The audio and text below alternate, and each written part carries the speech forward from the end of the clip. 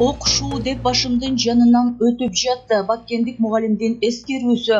Кыргыз-Тажик чекарасындагы жаңжалдан жабыркаган үй-бүлөлөрдүн балдары жана мугалимдер Ысык көлдө 10 күндүк жайкы реабилитациядан өтөштү. Көл жээгинде 9 жаштан 17 жашка чейин 70 бала жана 20 мугалим эс алуусун өткөрдү. Иш-чара жаңжалдын жүрүшүндө жабыркаган чегарага жакын райондордогу балдарга жана мугалимдерге арт-терапия жана психологиялык консультациялар аркылуу психологиялык колдоо көрсөтүү максатында өткөрүлдү. Мугалимдер үчүн стрессти жана жаракат алуудан кийинки синдромду башынан өткөргөн балдарга психологиялык жардамды көрсөтүү методдору окутулду. Көл жээгинде эс алуусун өткөргөн Баткен районунун Көк Таш айылынын тургуну, башталгыч класстын мугалими Мархабу Расулова 28 апрелдеги Кыргыз-Тажик чекарасындагы болуп өткөн окуяны эскерди. Ал күнү окутууларды укканмын, бирок көп маани бербей катуу уктап калыппыз. Ойгонсок атышуу болуп жатыптыр. Биздин үй менен Тажиктин үйүн бир гана жол бөлүп турат. Жолдошум шатыны дуалга коюп чыгып кетти. Биздин дуалыбыз 3-4 метр бийик болгондуктан ок байма-бай тийип жатканы сезилип турду. Үйдө менден башка эч ким калбады. Жарык өчүп калгандыктан телефондун кубаты дагы аз калган. Жолдошума чалып алып кет десем, азыр деген эле жооп алдым. Дубалдан чыгып акырын карайын десем, окшуу деп башымдын жанынан өтүп жатты. Документтерди алып, мен дагы шаты менен чыгып бара жатсам, октор токтобой жаай баштады. Кайра баштыгымды көтөрүп алып жерге түшөм. Ошентип саат 3-төрдө биздин атайын багытындагы аскерлер дубалдан ашып өтүп келип калышты дейт ал. Расулова коркконунан шатыдан чыгып түшө берип, денесинин баары бир жумадан кийин көгөрүп кеткенин айтат. Саат 6:30 чамасында Көк Ташта ок атышуу токтогондо бизди тоо аралатып, Баткендин өзүнө алып кетти. Жолдошум эжесиникине, мен таэжемдикине калып калдым. Балдарыбыз ал учурда Бишкекте окууда болушчу, деди мугалим. Башталгыч класстын мугалими гуманитардык жардам алуу үчүн барганда, жалгыз башыңызга аласызбы деген жоопту алгандан кийин барбай койгонуна токтолду. Бир жолу 5-6 килограмм картошка, 3 килограмм макарон, эт, салат алдым. Андан кийин барган жокмун. Азыр жакшымын. Менде Тажик элине болгон терс оюм жок. Элдин ичинде жакшы жаманы бар. Баарын жаман деген туура эмес. Мамилени кошуна менен куруш керек. Такыралар менен мамилени үзүп салсак да болбойт. Адамдардын чыгып алып, андай-мындай болду дегени туура эмес. Ар ким өзүнүн ишин кылышы керек деп Расулова сөзүн жыйынтыктады. Белгилей кетсек, Мархабу Расулова башка мугалим балдар менен бирге 27 майдан 6 июнга чейин Жетиген лагеринде реабилитациядан өтүп, кечээ кичи мекенине кайтып кетти.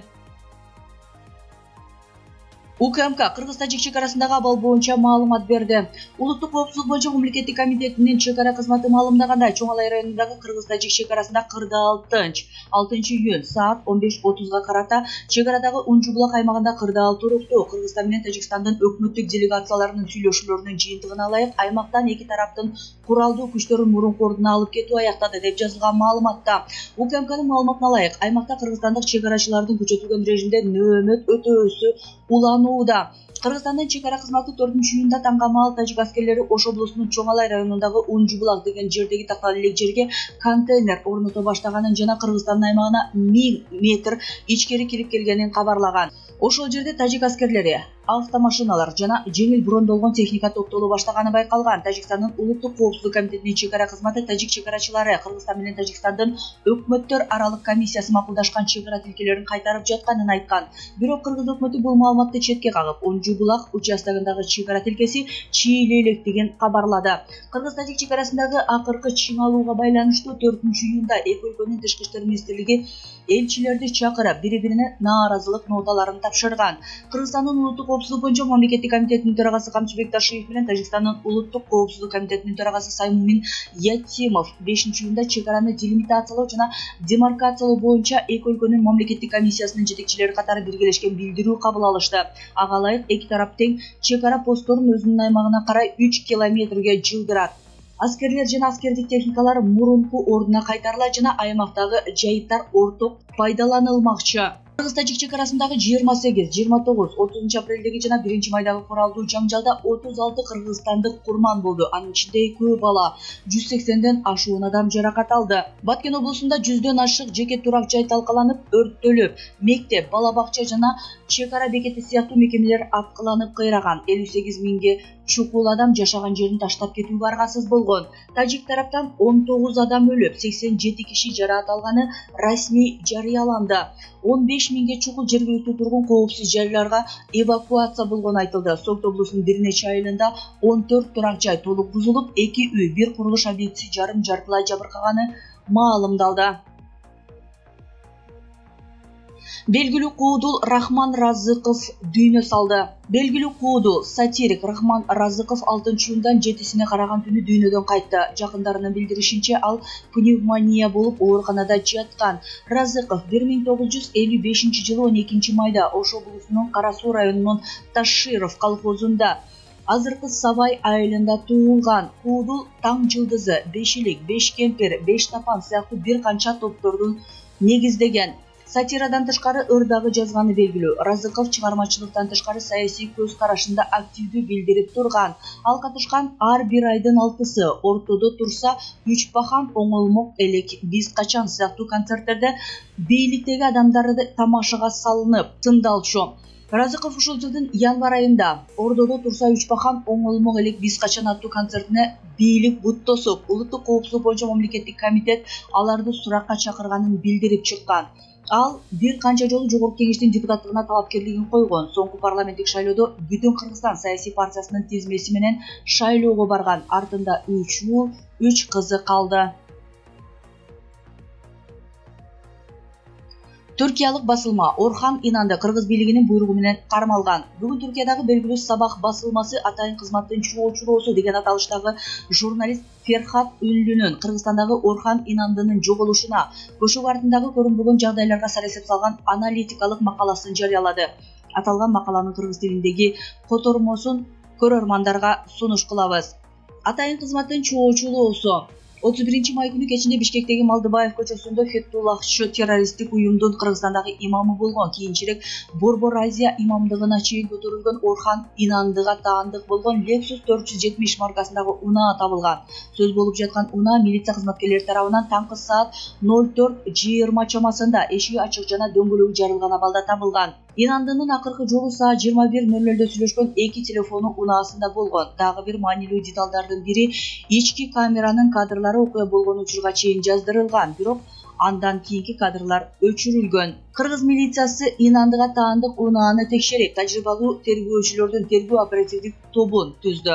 Бирок Инандынын унаасын токтоткондор улуттук коопсуздук боюнча мамлекеттик комитетинин кызматкерлери болушкан. Демек, эгер бул операция болгон болсо, анда бул Кыргызстандын улуттук коопсуздук кызматы тарабынан жүргүзүлгөн.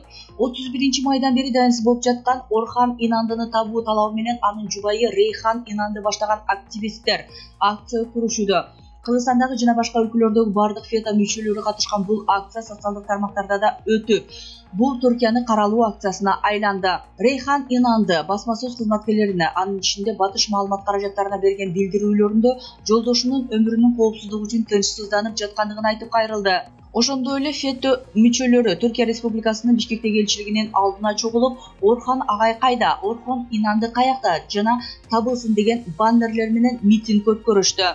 Бул жолу мен окуянын чындыгын жана белгисиз жактарын 3 өлчөмдүү портретин түшүндүрүп берем. Акция үчүн бүленчилер Түркиянын Бишкектеги элчилигинин астын тандашты. Бул жерде биз Жамал Хашогги окуясына окшош жагдайга туш болуп жаткандайбыз. Чындыгында булардын кара пиары эч кандай натыйжа бербей тургандыгын өзүлөрү да жакшы билишет. Түркия Сауд Арабия сыяктуу монархиялык мамлекет эмес. Туура Түркиянын улуттук чалгындоо кызматы фето мүчөлөрүн дүйнөнүн ар кайсы өлкөлөрүнөн кармап алып келгени белгилүү. Бирок биздин мамлекеттин эрежесинде чет өлкөдөгү террористтик кылмышкерлердин көзүн тазалоо ыкмасы тажрыйбада жок, андай болгон эмес.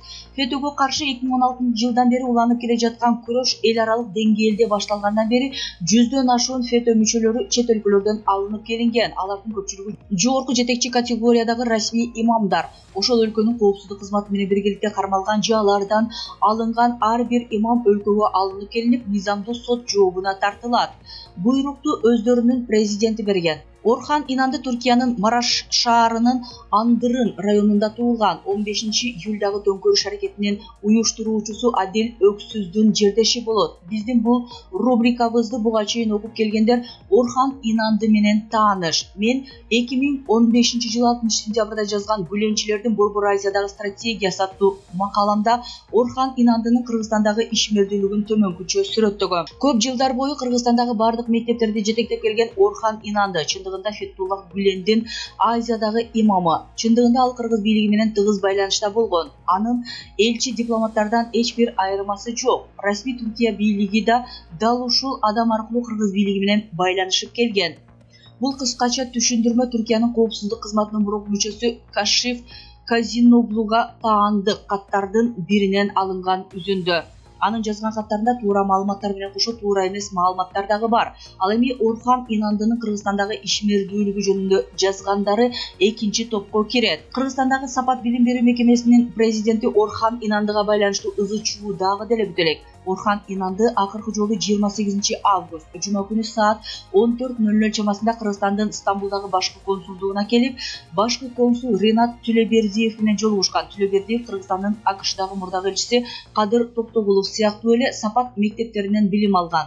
Ал эмес Кыргызстандын тышкы иштер министрлигинде иштеп, кыргыз өкмөтүнүн пайдасына эмес, гүленчилердин кызыкчылыгына иштеген адам. Башкача айтканда, ал Кыргызстандагы гүленчилердин лидерлеринин бири, ошондой эле Кыргызстандагы параллель өкмөттүн өкүлдөрүнүн бири. Муну түшүнүү үчүн Түлөбердиевдин билим алуу үчүн берилүүчү виза саясатын карап көрүү жетиштүү.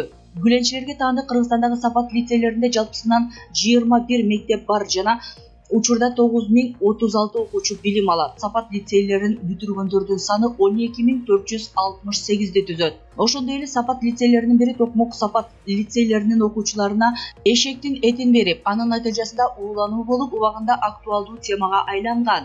Мамлекеттик КТР телеканалынын кабарчылары эшек этине байланышкан маселени алып чыккандан кийин Сапат лицейлерин жабуу сунуштары айтылды. Мындай сунуштардын бирин Жогорку Кеңештин Ата журт партиясынын депутаты Жылдызхан Жолдошов айтып чыккан. Ал эми санитардык эпидемиологиялык көзөмөлдөө департаменти Токмоктогу уулануу быштактан болгонун билдирген. Бул үзүндөдөн көрүнүп тургандай, Орхан Инанды ФЕТÖ уюмуна таандык Сапат лицейлерине жооптуу киши болгон. Сапат билим берүү мекемелери мурунку Сибат Кыргызстанда 1992 жылдын 2-майынан бери иштеп келе жатат. 2016 жылдын 15-июнундагы Түркиядагы төңкөрүш аракеттеринен 1 жыл өткөндөн кийин мектептер кагаз жүзүндө Кыргызстандын карамагына өтүп, анын аталышы Сапат болуп өзгөргөн. Эсептөөлөр боюнча Сапаттын Кыргызстанда 100 миллион доллардан ашуун активдери бар. Түркия Бишкек администрациясынын ФЕТÖгө таандык экендиги белгилүү болгон мектептерди Маариф фондусуна өткөрүп берүүнү суранган. Африкадагы көптөгөн ФЕТÖ мектеп лицейлери Маариф фондуна өткөрүлүп берилген, бирок Кыргызстан бул багытта чечим кабыл ала элек. Кыргызстан ФЕТÖ көптөн бери активдүү иш алып барып келаткан. Экинчи жагынан Түркияны үлгү кылган өлкө. Алар парламенттик башкаруу системасы кандай кабыл алган болсо, ошондой эле мыйзамдары да дээрлик Түркияныкына окшош. Бирок Түркия президенттик системага өткөндөн кийин алар дагы референдум менен президенттик системага кайтышты. Ал эми президенттикке Садыр Жапаров шайланды. Маанилүү нюанстардын бири. Эгерде Жапаров ФЕТÖгө каршы күрөштө Түркия менен кызматташпаса, Түркиядан саясий колдоо ала албайт. Анда ал келерки жылдын октябрь айындагы жарандык төңкөрүш аракетине туш болушу мүмкүн. Анткени ФЕТÖнүн таасириндеги атаандаштары, алардын саясий партияларындагы айрым саясатчылар жана кадрларында да байкалат. Ошондуктан Садыр Жапаров ФЕТÖгө каршы күрөшүү менен Түркия менен кызматташып бийликте кала берет. Гүленчилер бийликке кысым көрсөтүүдө. Кыргызстан ФЕТÖнүн уюгу экендиги жөнүндө көптөгөн көрсөтмөлөр бар. Жада калса Орхан Инандынын бул өлкөдө чейрек кылымдан бери уюмдун атынан билим берүү иш-чараларын жүргүзүп, уюмдун лидери болуп кызмат кылып келе жатканы буга далел. Кыргызстан Борбор Азиядагы ФЕТÖнүн маанилүү булактарынын бири экендиги Түркияга албетте жакпайт. Мындай кырдаалда Бишкек менен бир нече жолу дипломатиялык жол менен да, чалгындоо каналдары аркылуу да эскертилип келет. Жакын күндөрү Кыргызстандын президенти Садыр Жапаров Түркияга барат. Так датасын берели, 8-10 июнь аралыгында. Түркия 1995 жылы Кыргызстанда отурукташып, 2010 жылы Кыргыз Республикасынын жараны болуп алган ФЕТÖ террористтик уюм деп табылгандан кийин Түркияга алып келүү үчүн бир нече жолу талап кылып, андан кийин уюмдун кысымы астында бул чечимден баш тарткан Инандыны расмий түрдө издеп жатат. Инанды Түркиянын ички иштер министрлиги тарабынан издөөгө алынган жашыл тизмесиндеги категорияда. Ошондуктан Кыргызстан Орхан Инандыны президенттин деңгээлиндеги иш сапарынын алдында Түркияга өткөрүп берүүнү кааласа таң калыштуу деле эмес. Жапаровдун 31 майга чейин Инандыны тапкыла деген буйругуна карабастан. Бирок окуяны өзүнүн бюрократиясы ачыкка чыгаргандыктан кыргыз президенти оңтойсуз абалда калган. ФЕТÖнүн мүчөлөрү Инандыга байланыштуу кыргыз бийлигине кысым көрсөтүүгө аракет кылышууда. Орхан Инандынын жубайы Рейхан Инандынын билдирүүлөрүндө дал ушул жөнүндө айтылгандар бар. Буга төмөнкү сүйлөмдөр далел. Бүгүн эртең Орхан агайды кыйнап, Кыргызстандын жарандыгынан чыгуу боюнча арызын жаздырып, Кыргызстандан алып чыгып кетишет экен. Ушак дейин десем дал ушул жол менен Түркия дүйнө жүзүндө сапат системасында иштеген мугалимдерди террорист деген жалаа менен Түркияга алып кетип жатат. Бул жөнүндө маалыматтарды интернет булактарынан оңой эле тапсаңар болот. Өзүңүздөрдүн жаранды Түркияга бербөөнү суранам. Сактап калыңыздар. Инандынын жубайы ошондой эле күйөөсүн Түркияга алып кеткен болушу мүмкүн деп ырастоодо. Бул дагы туура эмес. Эгер чын болсо, түрк желегинин алдындагы Инандынын сүрөттөрү басма сөз беттеринен, сыналгы жана коомдук тармактардан жыйыргап көрүп отурмакпыз. Жакында Фетулла Гүлендин жээни Селахаддин Гүлен, Абдулла Өжалан кармалган Кениядан Түркия улуттук чалгындоо уюмунун атайын операциясы менен алынып келинди. Гүленчилердин Кыргызстандын бийлик бутактарындагы таасири. ФЕТÖнүн мүчөлөрү Орхан Инандынын жоголушуна байланыштуу кара пиарга катуу киришишти. Себеби Кыргызстан алардын Борбор Азиядагы эң коопсуз уюктарынын бири. Башка сөз менен айтканда, Кыргызстан алар үчүн Адриатика деңизинен Улуу Кытай сепилине чейинки Америка кыялынын борбору болуп саналат. Алар алгачкы экстрадиция ишке ашса, андан ары дагы уланарын жакшы түшүнүп жатышат. ФЕТÖнүн Кыргызстандын бийлик бутактарындагы таасири чоң экендиги эч кимге жашыруун эмес жана Инандынын карамагындагы мектеп-лицейлерди аяктаган көптөгөн кыргыз чиновниктери Бишкекте активдүү иш алып барып жатышат. Садыр Жапаровдун буйругу бул уюмдун мүчөлөрүнө заматта жетип барган. Мени чагым уюштуруп жатат деп ойлобогула. Бирок мага жеткен маалыматка караганда, УКМКнын бир канаты президенттин тапшырмасын аткарышса, экинчи канаты бул сырды ачыкка чыгарууда. Тажикстан менен болгон акыркы жаңжалда Россия менен Кытайдан колдоо ала албаган кыргыз президенти Түркияга бурулгусу келет. Бирок өз мамлекетиндеги терең тамыр жайган гүленчилер буга жол бербөөгө жан далбастап жатышат. Президенттин сайтында мамлекет башчылык коргоо органдарынын кызматкерлерине кыргыз жаранынын жүргөн жерин аныктоо үчүн зарыл болгон издөө боюнча тапшырма берди деген билдирүү жарыялаган. Ички иштер министрлиги да Инандыны табуу үчүн издөө иштерин баштады. Мындай кырдаалда алар өздөрү жүргүзгөн операцияга каршы операцияны баштоого даяр болушкан. Кыргызстандагы ЖМКлар бийликтин гүленчилерге карата чечкинсиздигин сынга алып келишет. ФЕТÖнүн ишмердүүлүгү, активдери жана кадрдык ыкмалары өлкөнүн маалымат каражаттарында жаңылыктарга байма-бай чыгып турган. Ал эмес учурдагы УКМКнын төрагасы Камчыбек Ташиевге таандык делген Майдан гезити гүленчилердин Кыргызстанда курган Маңкурт заводу же билим берүү шылтоосу менен улут кызыкчылыгын тебелеп келаткан Себат мектептери деген макала жарыялаган. Түркия менен экстрадициялоо боюнча келишим түзгөн Кыргызстан ФЕТÖ мүчөлөрүн Түркияга өткөрүп берүү боюнча тажрыйбага ээ эмес.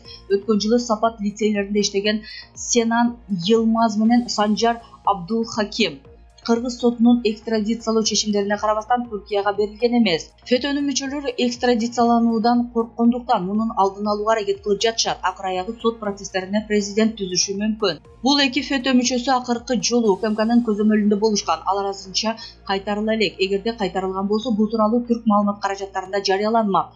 Биз 11 000 жолу ажалдын ашуусун аштык. Жыйынтыктай келгенде Паями Сафа өзүнүн «Бир ылкак» романында ийгиликке жетиш үчүн теориядагы чегинүү жана тобокелдик керек дейт. Бирок иш жүзүндө практикалык жашоодогу чегинүү көбүнчө ийгиликсиздикке алып келет. Акылдуулук теорияга караганда практикалык маселе болгондуктан бул кыргыз мамлекети ФЕТÖдөн баш тарткандыктан ал ийгиликке жетет дегенди билдирет. Ферхат Үнлү, Сабах басылмасынын журналисти. Маалымат УА KG сайтынан алынды.